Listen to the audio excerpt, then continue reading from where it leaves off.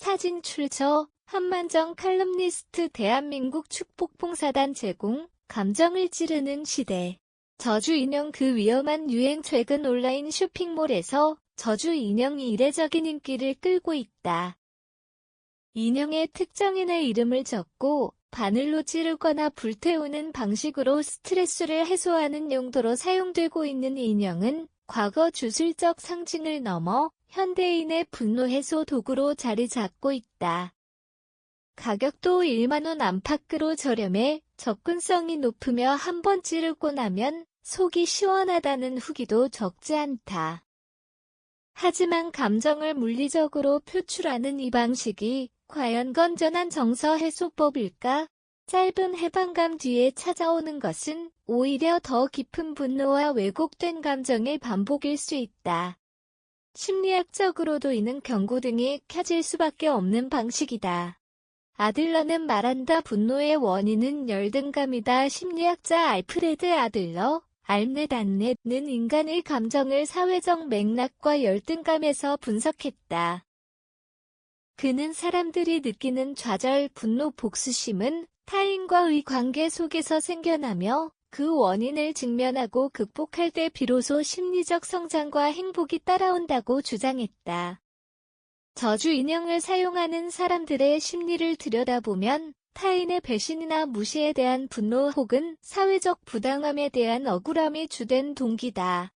이는 일시적으로 감정을 배출하는 수단일 수는 있지만 감정의 뿌리를 해소하지는 못한다. 오히려 타인을 비난하고 복수하려는 감정이 습관화될 수 있다. 특히 청소년과 같은 정서적 기반이 아직 완성되지 않은 연령층이 이런 방식에 노출될 경우 건전한 문제 해결 능력 대신 부정적 감정 표출을 학습할 가능성이 높다. 이는 향후 인간관계 사회생활에 심각한 부작용을 초래할 수 있다.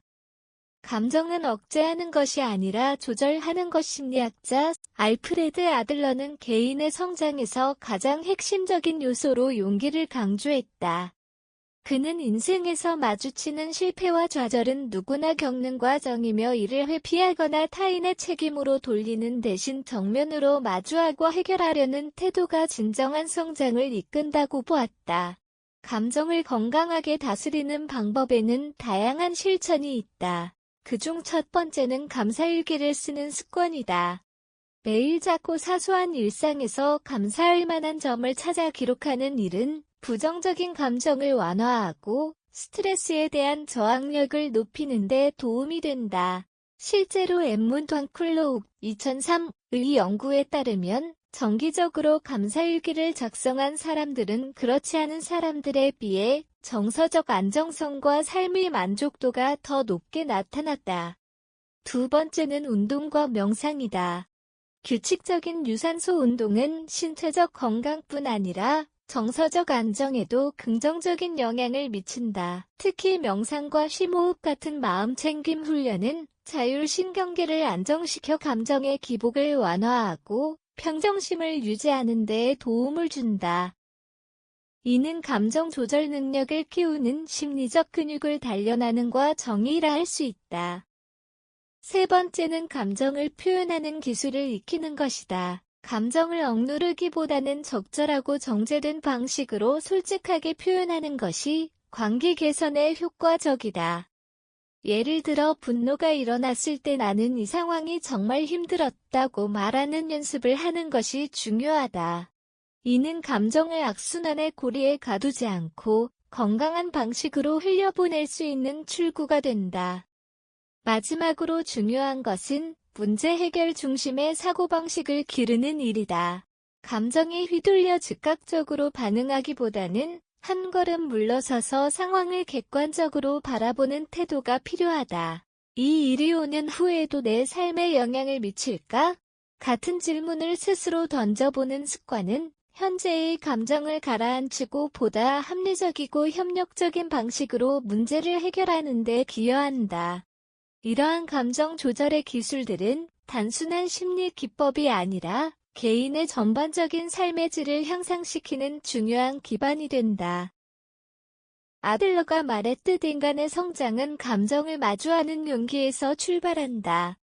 감정을 건강하게 관리할 수 있을 때 우리는 더 나은 관계를 만들고 자신을 이해하며 의미 있는 삶을 향해 나아갈 수 있다. 저주 인형 대신 성찰과 성장의 도구를 선택해야 할 때 감정을 해소하기 위해 저주 인형에 의존하는 것은 마치 상처 위에 임시방편으로 반창고만 붙이는 것과 같다. 근본적인 치유가 아닌 순간적 카타르시스일 뿐이다. 심리학적으로 봤을 때 이는 건강한 감정 조절 방식이 아닌 회피적 반응이며 반복되면 정서적 회복력 자체를 약화시킬 수 있다. 아들러가 강조한 공동체 감각은 단지 개인의 감정 해소를 넘어서 타인과 조화롭게 살아가는 능력을 말한다. 결국 인간은 혼자가 아니라 사회적 존재이며 감정의 흐름은 타인과의 관계 속에서 끊임없이 영향을 주고받는다. 감정은 인간의 본능이며 억누를 수 없는 흐름이다. 그러나 이를 어떻게 다루느냐에 따라 개인의 삶은 전혀 다른 방향으로 흘러간다. 저주 인형은 그저 분풀이의 도구일 뿐이다. 진정한 감정 해소는 고통을 마주하고 그것을 성찰의 기회로 바꾸는 데 있다. 분노를 찌르지 말고 자신을 이해하라.